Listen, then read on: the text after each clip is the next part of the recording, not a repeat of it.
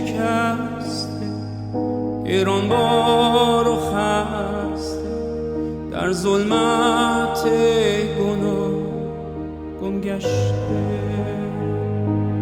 به پای صلیبش افتادم پشیمان و از آنجا تابید نور ایمان.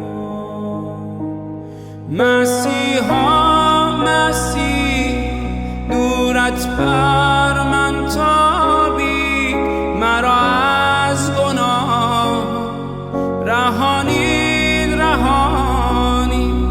مسیحا نگاهت آن مهر و صفایت، مرا بخشید شادی و حیات.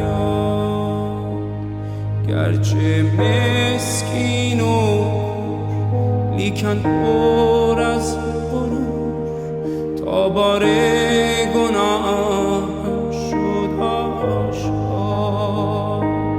آنگه من به پای آن مصلوب افتادم، آنجا از ظلمت کرد آزادم.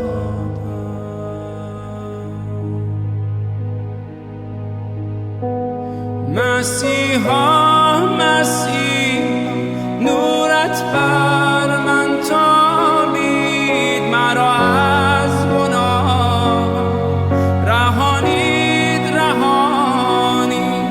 مسیحا نگاهت آن مهر و صفایت، مرا بخشید شادی و حیات.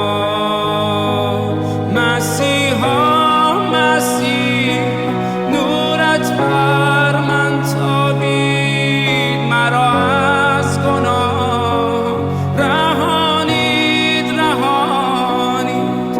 مسیحا نگاه آن مهر